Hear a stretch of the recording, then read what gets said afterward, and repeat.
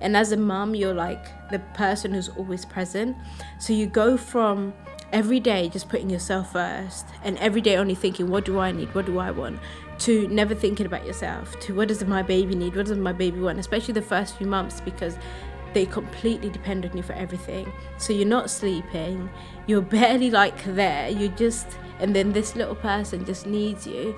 And you're so in awe, you kind of like, you're in your own little bubble for a while. It's when you come out of that bubble and you start looking at yourself, and it's almost like you don't know yourself anymore. Your body's completely changed. Like, you're trying to find out your identity as a mum rather than you as a person, and you're trying to like just find your footing in like this whole new space.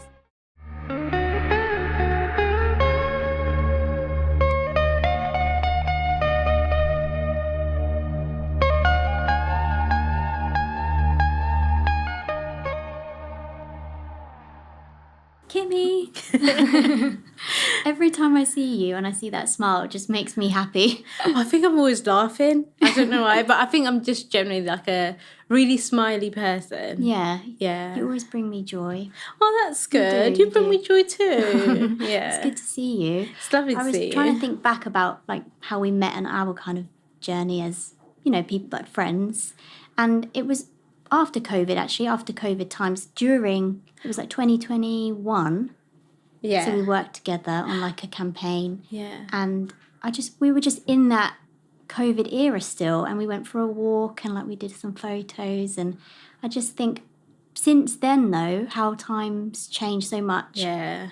For you as well. Yeah, everything's like completely changed. To be fair, I even thought it was like pre-COVID, because we were outside. It's hard to believe like after COVID, like people gradually like started meeting up and stuff. But I do love how we met, because if I didn't get all my pictures wrong first time, you wouldn't have had to correct them and we wouldn't have had to meet up. But it was quite lucky that we live quite close. Yeah. So that worked out. Yeah, and we just clicked and we connected on Melissa McCarthy. Oh. I have to mention her, obviously, because she's just hilarious and we love her. So Melissa, we love you. Yeah. And if you ever come on this podcast, please just let me stand on the sidelines and just observe. I will. So you took out some time today from your kind of work, family, and obviously your baby, your gorgeous daughter, Winnie, as well. How have you been feeling? Obviously, I know motherhood is such a complex thing, but how have you been feeling leaving her? And you kind of said that, you know, you've openly spoken about how you've kind of felt guilty and like some of the struggles. So I feel like this is like a perfect time to talk about it, because like it was only last week I went to my first solo event and like left her with like my mum and sister. We've only ever left her without me and my husband once, and it was like for a family emergency.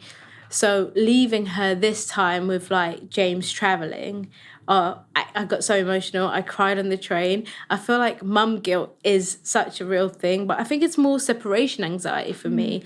I worry about her so much, and I'm like, is she okay? Do they know what to do if she wants this? Because I don't know why, as a mum, you kind of feel like you're the only person who understands your baby. Like, if they need something, you know how to make it better. So sometimes you worry, even though they're in like perfectly safe hands. My mum has raised 5 kids. She has no issues with raising kids, and my sister's great with her.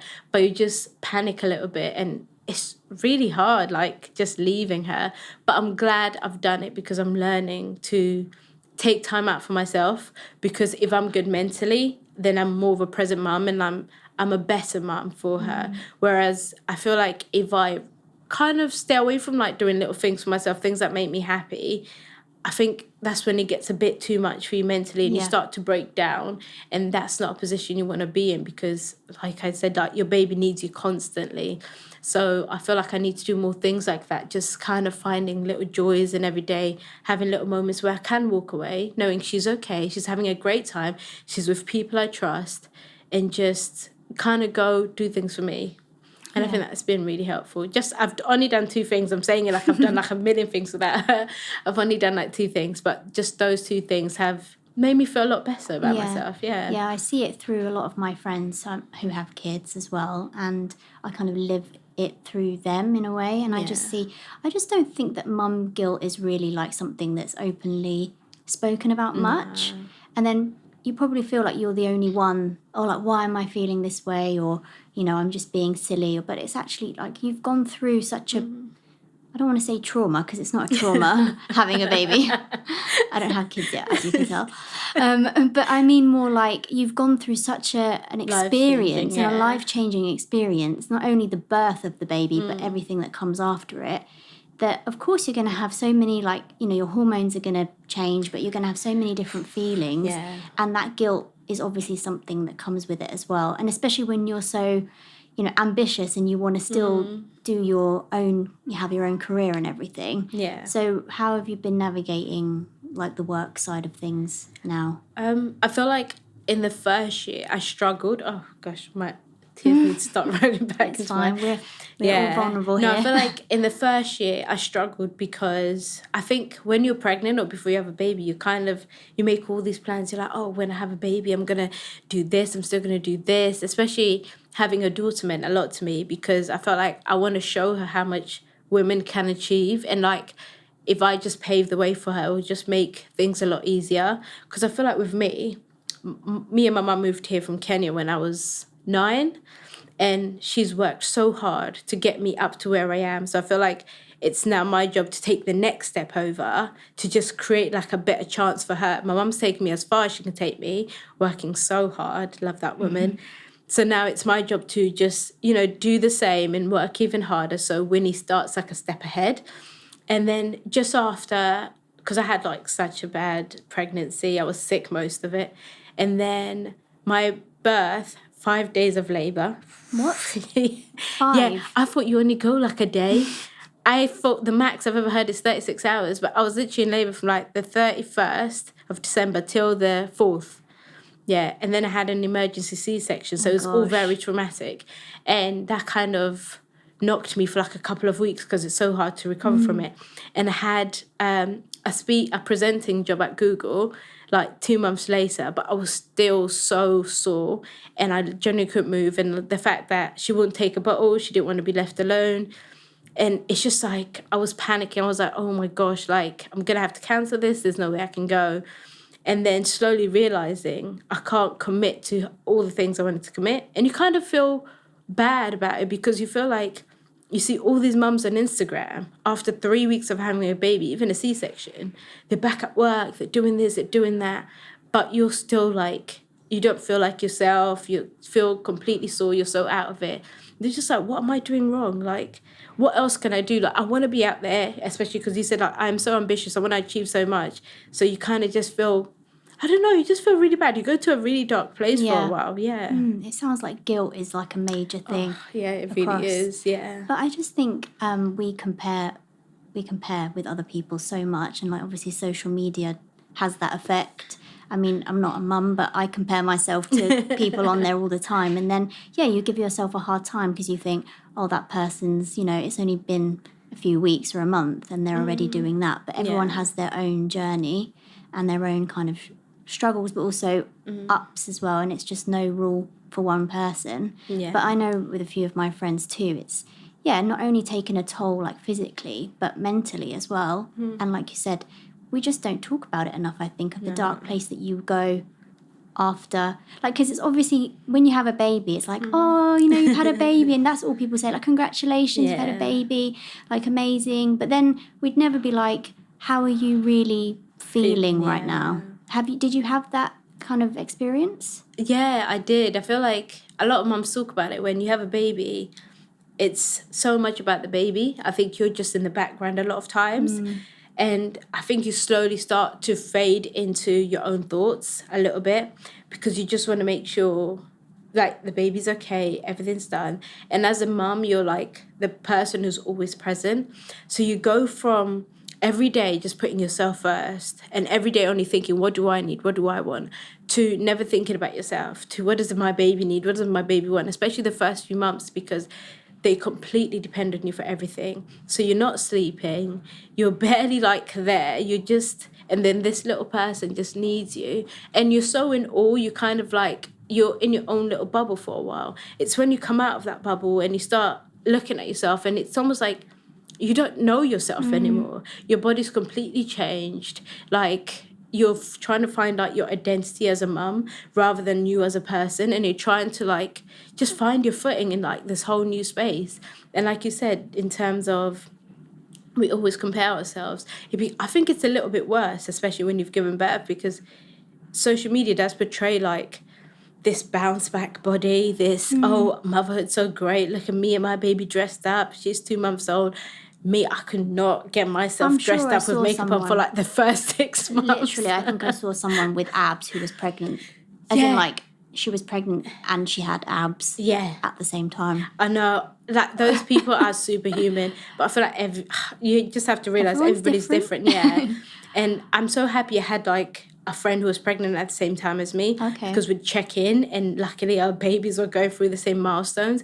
So it kind of justified how I was feeling and justified like where I am and how my baby's doing. Because sometimes you'll speak to other people and they're like, yeah, my baby was sleeping 12 hours like from when they were like 3 weeks old. I'm like, 12 hours? My baby barely sleeps like 1 hour at a time. Oh, gosh. Even now, she sleeps 3 hours at a time. So it's not, but when I talk to my friend, she said, oh, don't worry, my baby's doing the same. He wakes up like every couple of hours. And I'm like, oh, thank God. Because sometimes you do compare yourself to people so much, you feel like you're failing, but you're putting in 100%, which kind of makes you feel worse. It's like, what more can I give? But at the end of the day, you just got to realise you're doing your best, and like all babies are completely different. And as long as you're doing your best and your baby's happy and healthy, that's all you can do. Yeah, it sounds like talking really helps. Oh, yeah. Find a mum friend. Oh, my gosh. So, yeah, so I was going to say, what would you suggest like people do if they are going through, well, I mean, they pretty much everybody is probably who has a baby, but what kind of things do you suggest they do? Yeah, I think it's like the saying, it takes a village. I think you've got to build that little village, whether it's family, sisters, cousins, anyone to just generally support you, because you do find yourself like slipping into like, you know, not a good space. And you need to kind of be present, especially for your baby. You need to be in a good mental space to just keep yourself going. So you need to find people who support you and can help you, and people you can talk to. And if you don't have any mum friends, there's apps out there like Peanut, which I joined when I was a couple of months pregnant, where you find people in your area who are as far along as you are. Or join like a little play group. I think my play group has been amazing. It's just so local, so everyone lives in the area. And then you'll find babies and mums who are the same age as your baby. So you can always ask questions, you can always hang out. And the people can kind of take that play group, always like offer advice, and you can like stay behind, ask questions and stuff like that. And I had like a great health visitor. Do you know like they come check in on your baby like after you give birth and stuff? Yeah. My one came for like 3 months. I think they only meant to come twice. But she kept coming until like when he was like 3 months old. And at one point, I think I was so emotional. She said, I'm happy to sit here and let you cry it out, and then you can ask me questions later. I think for the first 15 minutes, I just sat there and cried. And she's like, you're doing a great job. She's like, I'm taking all the stats down. Look at her. She's growing. She's happy. She's healthy. You should be really confident about the job you're doing. She made me feel so much better. I think it's just opening yourself up to get some help, and just, you know, like, admitting this is how I'm feeling right now and I'm going to get through it. I think that's the only way, because if you just keep holding it in and don't talk about it, I think that's when you start to crash. Yeah, it's nice to have that reassurance from someone, isn't it? But then also, just like you said, acknowledge what's going on. Yeah. And just accept it in a way, and then just work from that point. Yeah. Yeah. So in terms of like identity, because I guess like you said, when you became a mother, you identify as a mother now, and you're trying to be as best mother as you can. But before that, obviously you had, you know, your life, your identity. Does that pick back up again? Is it completely changed? You just kind of alter your identity. And yeah, how are you now with that? Yeah. For me, this one's been the hardest thing for me, because my daughter's almost 2 in 2 months. And it's taken me almost 2 years. I know. It feels like I gave birth yesterday. It's almost taken me 2 years just to find myself again and like figure out who I am. Because one thing I wasn't confident in is my body. Like, I took fitness very seriously because I grew up being a bit more chunky, but I didn't mind it. I still played a lot of sports. I was still like, I was all right. I think my mum just called it baby chub. And it took me a long time to kind of like get healthy, start working out. And I got to a place where I was really comfortable with myself. So then, obviously, then we started baby planning, had the baby. And then it felt like, oh, I'm back in this space again where my body's like completely different. And part of my identity was that, oh, I feel very confident in myself. I know how I look. I know what works for me. So it's like nothing fits. It's like I don't want to go anywhere. I don't want to do anything. And then one thing I feel like really helped me with that is going back to play football. Because I feel like going to the gym and watching other people who are in great shape would have completely thrown me. I can't. Yeah, sport's definitely one for me as well. Me. Yeah, and luckily after the Euros, because a lot of women were inspired to start taking up football again, some girls in my area started a football team, and there was a lot of mums joining, mums who haven't played football since like high school and stuff. I've always played football throughout my life, whether it's like a little kickabout or going to like little five-a-sides. So that was really lovely, and being in a space with like other mums who've just had little ones. Amazing. And we're all like really unfit, trying to get fit. I think that really motivated me to like get back on it and just rediscover like something I really enjoyed as a kid. And I think that's made me so happy, and just that 1 hour away made a difference, because otherwise I am just inside all the time and I pop in and out, but I'm not doing anything significant for me. So that kind of, I don't know, it just kind of tapped into like the kid version of me for the things that made me happy. And I started finding all these little pockets of things that made me happy, and finding mums who are going through the same thing. And you're just happier there. I feel like if you find something like that with people who are on your journey, just makes it so much easier. You just generally find yourself being a lot more happier.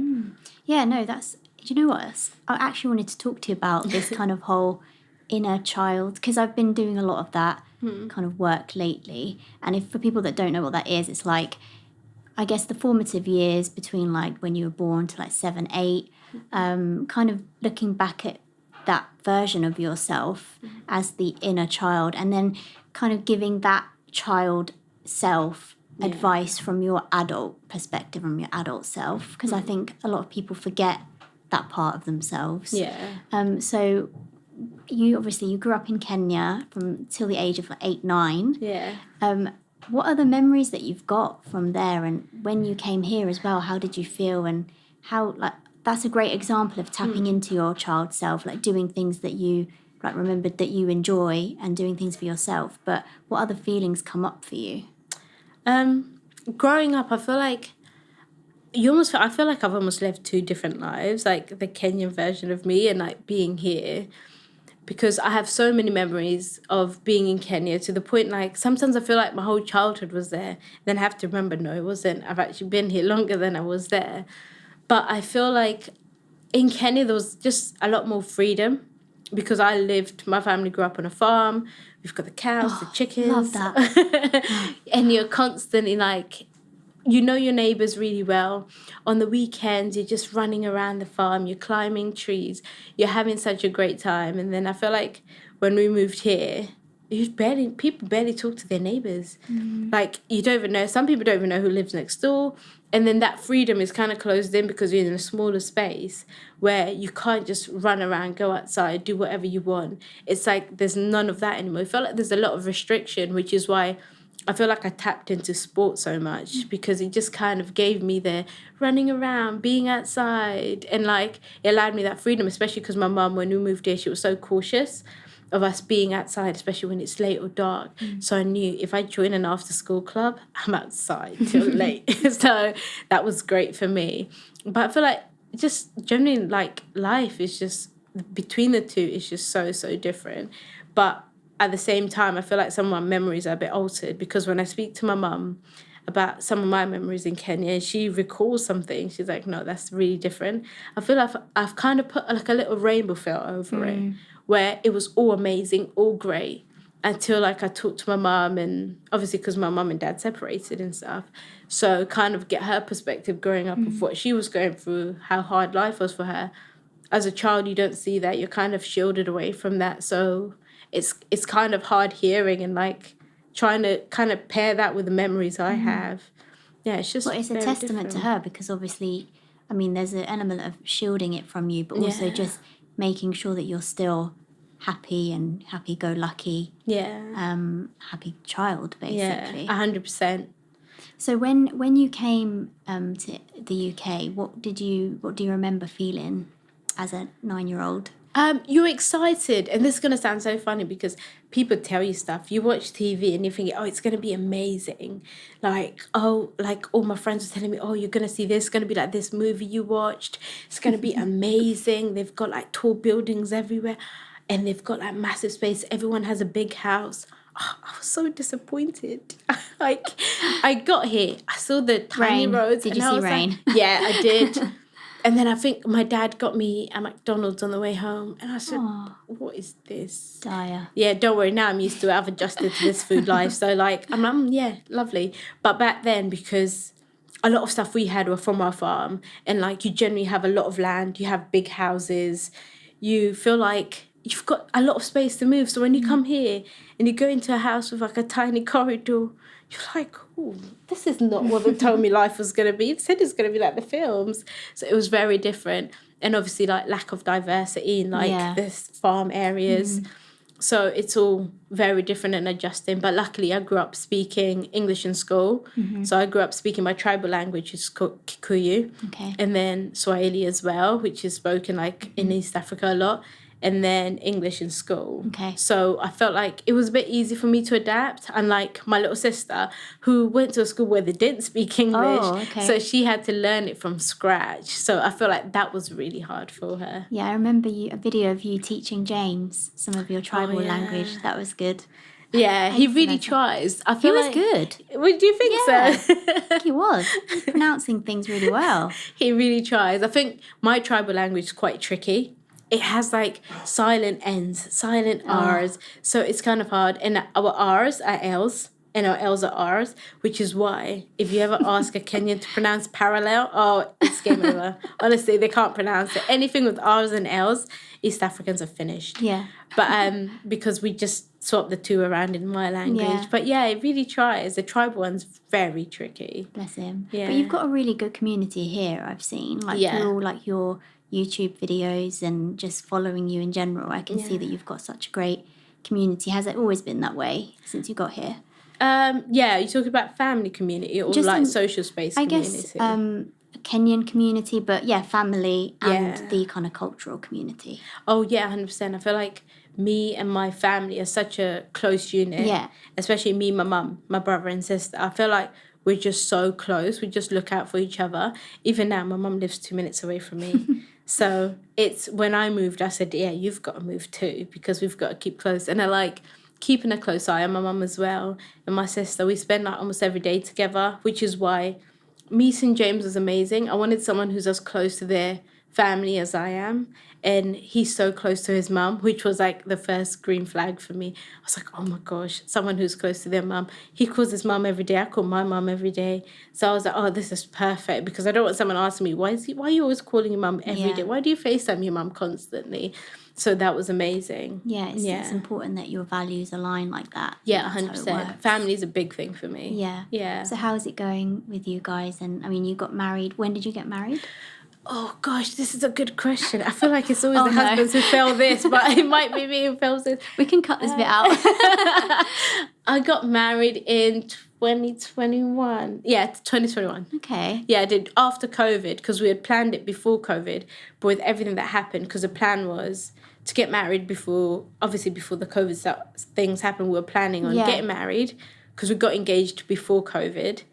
And then we were going to try for a little one after, but then with the way things happened and we were all at home, so plans changed, but I think it worked out for the better. We got married in 2021 in September, but we're still yet to do the big wedding. Don't worry, you're getting invited. Oh, good. Yes, please.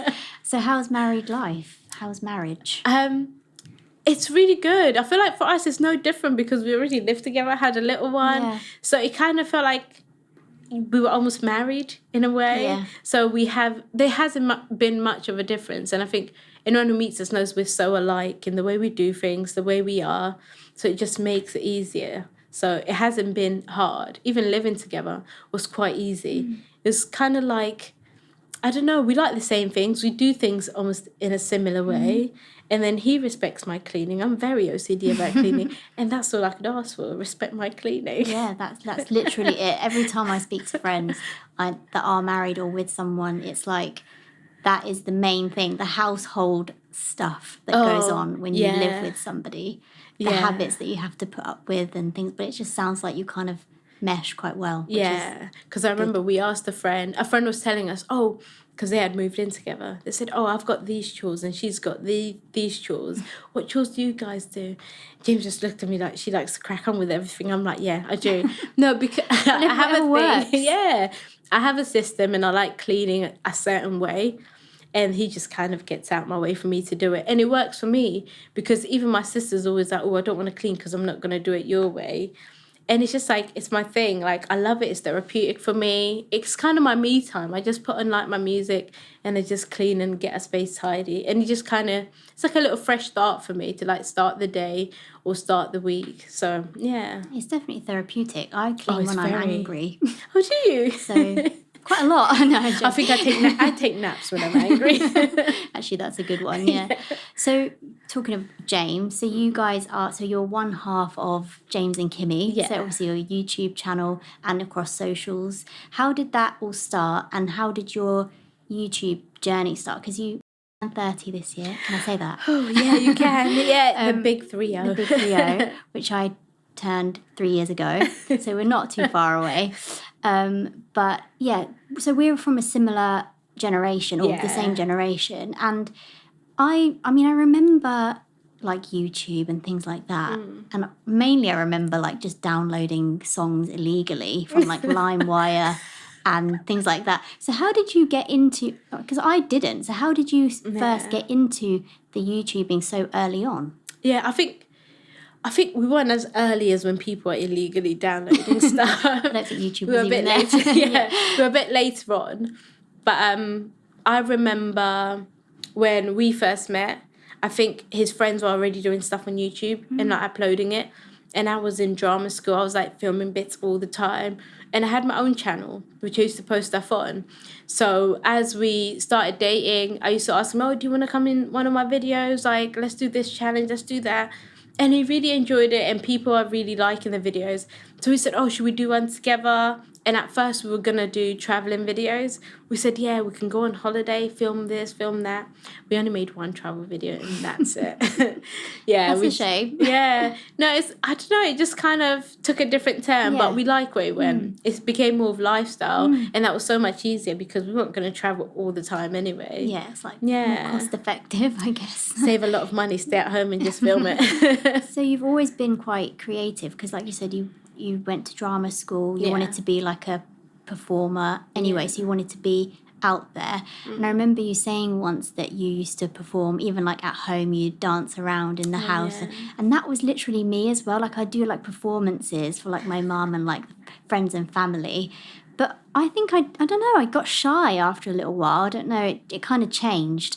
When you're like 7 years old, like the world, you just don't care, do you? You have no care in the world and you're just going out there. Have you always been like that then? Have you always been quite creative and just wanting to perform?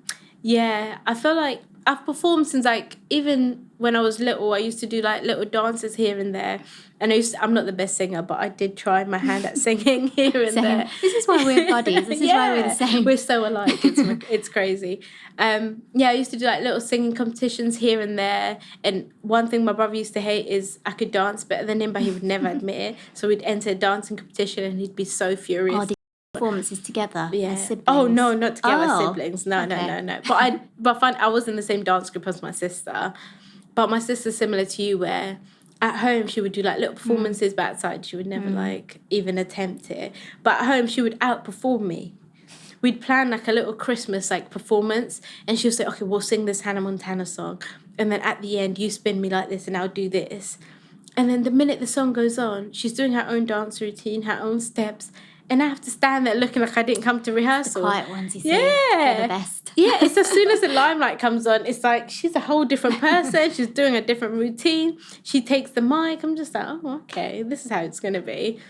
But I've always loved performing. And I feel like, similar to you, in terms of getting nerves, it was the one thing that's always scared me. and I've figured out, like, I'm so scared of it because it's the one thing I never wanted to fail at. Everything else, like, I did football and I did it to a good level, but then I kind of, like, lost interest. I did hockey, started getting good, I lost interest. I did tennis, started getting all right, I lose interest. But dance, I kept kind of, because I was really good at it, I stuck to it. But with acting and stuff, I was so scared to fail that it always made me nervous. And that's why I got to a point where I said, oh, I've got to chase it. I've just got to, like, keep going. And I stopped, obviously, due to, like, pregnancy and stuff. And I was doing quite decently at, like, drama school prior to that. But it is something, like, I still want to tap into and still pursue, because it is one thing I really enjoy. Like, when I'm on stage and I'm performing or in front of a camera and I'm doing, like, a scene, I feel really, like, in my zone. And it feels like a little bit like that feeling you get when you get home. You're like, oh, I love this. I love being here. And I love doing this. But it does really, really scare me. But I figured, yeah, it's because I just don't want to fail. Yeah, it's the fear. That's what it is. Fear of being judged, fear of failing. Yeah. And, like, it's always the lead up for me as well. But then when I'm in it, I'm like, I'm okay. Yeah. I'm happy with it. So do you want to continue that going forward? Are there any plans to do anything sort of major in your kind of performance? Oh, I think I'd have to start auditioning again. But auditions make me so nervous. That's all part of it, isn't it? Yeah, I feel like when I've got the script at home, I'm like, I smash it. I'm like, yeah, I can even cry and cue at home. The minute I go to my auditions, like, I'm so nervous. I want them to like it. It's kind of like... Do you have any tips for nerves? Oh, I generally try to listen to my favourite songs. Nice. And then... before I had Winnie, I used to look at pictures of my nieces to calm me down, just because I feel like, okay, you know what? Someone's going to be proud of me no matter what I do. So now I feel like that's going to be Winnie's picture I look at, and I'm like, she's going to be proud of me no matter how it goes. So it's one of those, and I just have to try and, like, keep myself calm. But that's what I do. I literally just go through little pictures and videos that make me happy, just like me playing with my nieces, or, like, now me with Winnie, and, like, her picture, and just remember, like, they're going to be proud of me no matter how it goes. That's and it's nice okay way. Yeah. And if it's a no and I know I've tried my best, then it wasn't for me. I've just got to keep moving. The right opportunity will come along. Yeah And separate to all of that, you also work with kind of ethnic minority groups as well. I know you did, like, you were the apprentice of the year and things like that. Woo woo. So how is that? How did that come about, and how are you continuing to do that kind of work? Yeah, that's been on pause too, but it needs to be resumed. With the apprenticeship thing, I feel like that's really important to me, because even I didn't have much, like, knowledge about apprenticeships and how much they've changed and how much opportunities they give people until I actually went through one myself. So I worked at a college doing social media and stuff. And then part of it, they said, you can do an apprenticeship. And I was like, oh, are they trying to, like, reduce my pay for this, or what's going on?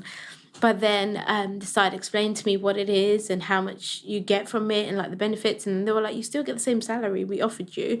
You're just doing an apprenticeship on the side. And then I learned, like, apprenticeships actually pay as much as, like, normal jobs. And you can even, like, get a degree from it.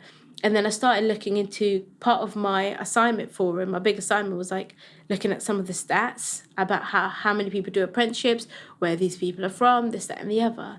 And I feel like there's not a lot of diversity within apprenticeships, and there's not a lot of minorities doing apprenticeships. And it's such a massive opportunity, because you could literally get a degree without the uni fees and without the debt, and you're in a job in a place that you like. Like, people like JP Morgan offer apprenticeships. So some people go to uni, apply to, like, places like that, but they'll never get in because you need to be, like, from a top uni. But you could come off college, apply, go there, get 3 years worth of work, get a degree, and you're already, like, at a level senior to someone coming from uni. Like, it just makes sense. But I feel like with us, it's definitely our parents' lack of education around it, which is why I feel like it's so important for someone like me to speak about it. Because when I had parents from people who and girls who kind of come from where I come from, when I spoke to the parents, they kind of understood, but even they said no one's spoken to us about it in that way and, like, explained it to us. Because when the kids try to explain, the parents are kind of like, no, thank you. And with a lot of ethnic minorities, their parents do kind of have that final say on education choices.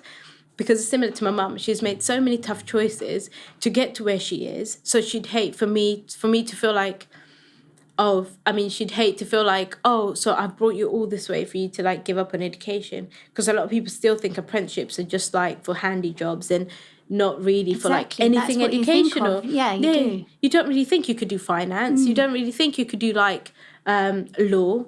You don't really think of anything like that. They just think, plumber, someone doing construction. They don't actually think of their other educational job roles you could get.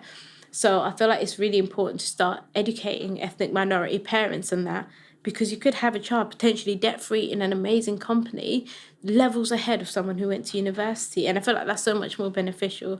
So I'm trying to spread the word. Yeah, no, you're doing a good job. I mean, equality and diversity in the workplace, basically, as well. That's a kind of branch off of that, which you've been working on as well through that kind of project. But in general, in your work and through your channel as well, I think it really displays that.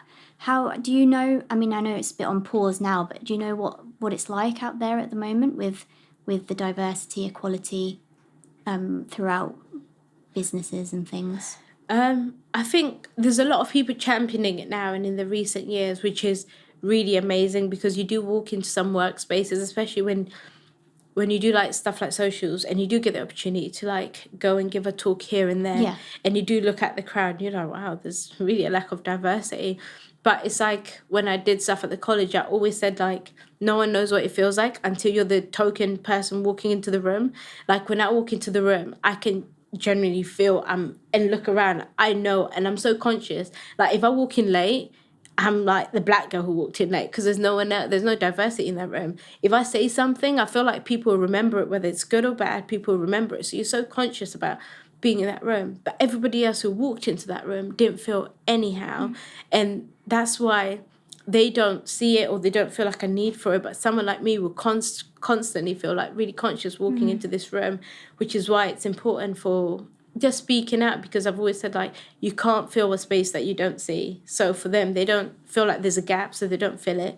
And especially with sometimes when they do internal recruitment, you've got a panel that has no diversity, recruiting these people, interviewing these people.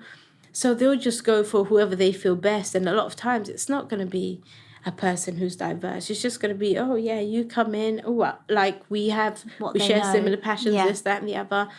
And it's really sad because sometimes you're not, like it's hard to articulate, isn't it? Because I think it's something that, again, is not really spoken about much. No. And a lot of people don't understand it. And that's why it's minority, because of that.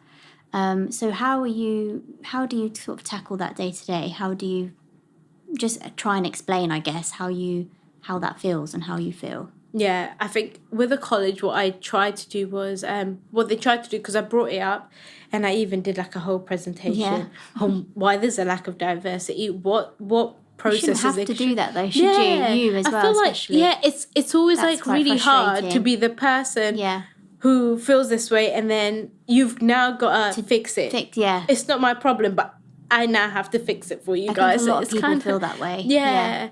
It's like every time like there's an issue, it's like the person who's actually like suffering, or the person who's actually got a problem with it, is the one who's called to fix it. But I didn't mind. I did like a whole presentation and looked at some of the processes in place, and looked at what we can improve on. And what they did is actually started putting like me on interview panels to like just interview people. And then I feel like that made such a difference, especially when we were bringing in someone to look at like diversity and stuff, and just interviewing people. I remember like just talking to this one guy, and he came from like a country near me, so stuff like that. So I kind of eased him in from that, like just saying, oh yeah, I know that, like I know a few phrases from there, this, that, and the other. And it kind of made him relax a bit more. And he was so amazing once he relaxed, and he had all the qualifications, but prior to that, he was so nervous. So it's kind of like just having that person who would just show you like, you're welcome into this space, safe space. And there's diversity, because sometimes you do get a little bit nervous and you're so conscious that you don't do your best or show your best attributes. So I feel like, there's a lot of work to be done, But I'm glad to see, like, even on social media, there's a lot of people actually talking about it a bit more, and there's companies who are actually actively trying to improve diversity. Yeah, and it's that familiarity as well, I think, that makes people comfortable with everything. And I mean, my dad's from the Middle East, so I still don't think that people from the Middle East are represented enough, really. No.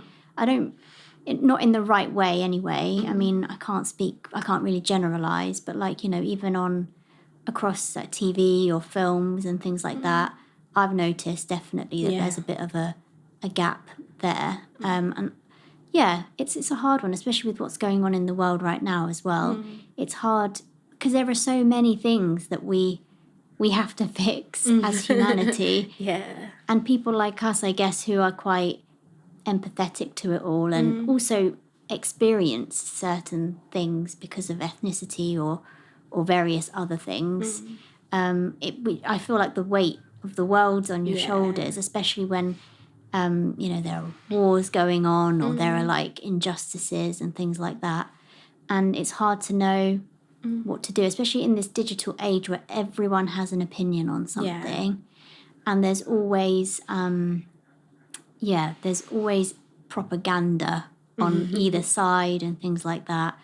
And it's hard to know what's real and what isn't. There's so much fake news. And I guess having like channels that you have, that's the real stuff. Like that's where I would, you know, consider, okay, this is actually coming from the person. Like I think that's what we need to do more. Yeah. But it's a hard one, social media. How have you found navigating that throughout your career and personal life?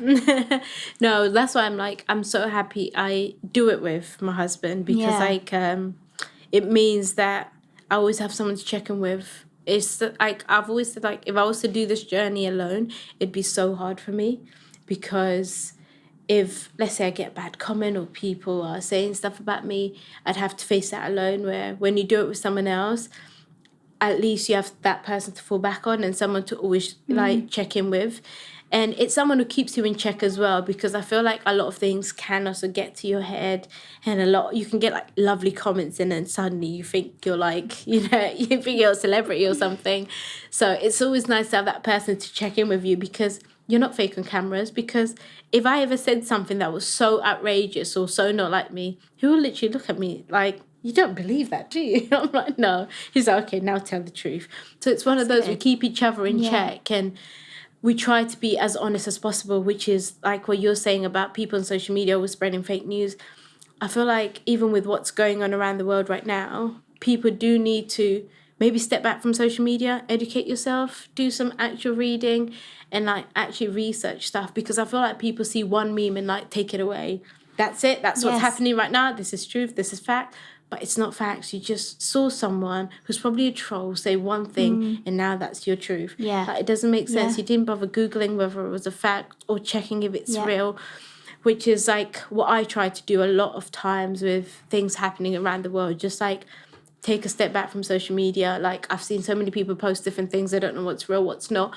And I'm just trying to like educate myself and see what's the best way to navigate.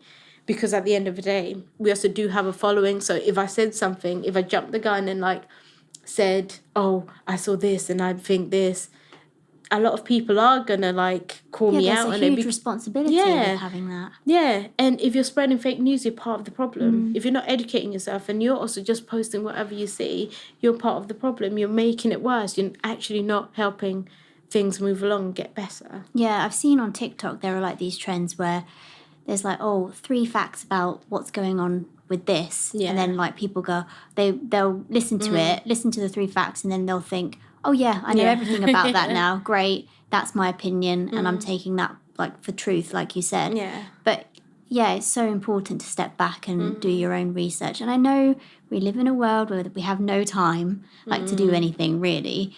But I think that's how we're going to progress as humanity is like learn the facts, learn about different cultures, learn about what's going on, and then take steps from there. Not just, take someone's word for it as soon as we see it. Because there's so much like that's said out there. You know, like when people do little quotes or they say, oh, I believe this, or they'll write a quote and then you read it. And yeah, sometimes it can help you and you can take, you can take something from it. But then a lot of people just take that as like word, like as truth. And you're like, that's somebody's opinion, really, if you think about it. So yeah, so much responsibility with that kind of thing. Or some people take quotes of what someone said. So someone's probably done a whole 10-minute speech about something. Yeah. And then in the middle of that, they probably compared 2 different topics. And they'll take just one line of what they compared and say, oh, so you're saying this is as bad as this or this is as bad as this. And then someone who hasn't heard the 10-minute speech will go off, oh, I don't like that person. We should cancel them because they said this. And then it kicks off the whole cancel culture. Yeah. Like, let's cancel them because they said this. But you haven't even watched the 10-minute clip to see they were just giving an example of saying that you should admit this is as bad as this or whatever. Someone's just took a little highlight chunk and then like posted it to all of you. And it's just crazy how little things like that just kind of like, blow up on social media. Yeah, we need to kind of pause. Yeah. Read properly what we're reading and just think, actually, does that resonate with me or not? Mm-hmm. I think that's the way forward for it, really. Or I feel like in terms of especially, I always say, never, like when you see something happening to someone else, especially on social media, never say that can never be me. That's one thing I've learned to never say because God or the world has a way to humble you and make it you. So I feel like especially when people see people having like bad days or whatever, they like to just spread it. Oh, look at her. This happened to her. This happened to her. Just spreading news. Sometimes I feel like if it doesn't involve you, it's better sometimes to just ignore it, move on, and just, not keep spreading like on people's like obviously tragedies or whatever. Just keep moving. And yeah, I'm just trying to like find a way to use like social media to create a positive impact and also like protect myself mentally. Yeah. So that's why I've learned really to just scroll. If it doesn't involve me, just scroll. Yeah. And if it's going to harm my mental health, just keep scrolling. Yeah. And like you said earlier, if you look after yourself, then you can be the best version of you for your daughter or your family and friends. Exactly, yeah. So what would you say is your message to the listeners, like your final message in terms of... Ooh, that's a hard question. Yeah, it's hard to kind of articulate, I guess, in one sentence. Yeah. But if there was like an essence of a kind of message that you would want to portray...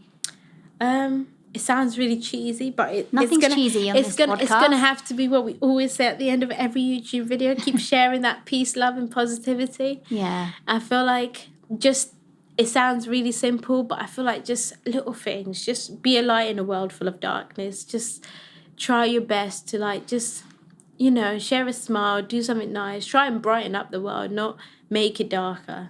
Yeah. So I feel like that's my goal every day, to just spread a little joy each and every day, everywhere I go, and do my best. Yeah, and kindness is contagious, isn't it? Yeah, 100%. Yeah, when you do it, I've seen that in real life as well. Like when you do a kind act, almost instantaneously someone else feels the impulse to do that as well. And I've seen that, and it's a beautiful thing to see. Yeah. Yeah. So we've reached a kind of point in the podcast where I do a little interactive thing, which is Pink Mondo, Truth or Dare. Oh. So no pressure, but do you pick Truth or Dare? Oh, this is hard. Oh, I'm going to go with Dare. Oh my gosh, really? Yeah. Okay. Yes, actually this is good. So your dare is, this is funny because you obviously interact on your channel with James, is to do a prank on James, but you've got to film it and post it. But it's a Pink Mondo prank, so we'll have to come up with it together. And then all our like social media followers can follow along. Oh, this is perfect. Yeah. I've always done pranks on him, but they don't work. He's quite good, so we have to be quite clever with it. You have to be like, you have to make it really good. Okay. Yeah. Watch. Yeah, come on, guys. Yeah, make up a good one. Thank you so much. Oh, you're welcome. It's been such a good chat, and I'm sure people are going to take a lot of wisdom from it. So I really appreciate it. I'm just happy I didn't cry and I held myself together. There was moments in the start where I was like, no, but when I cry, I don't stop. Okay. That's the thing. That would have been a challenge. Yeah, so you would have had to like pause for half an hour and let me like regroup. But yeah, thank you for having me. It's been really nice chatting to you. Thank you. And lovely to see you all. You too.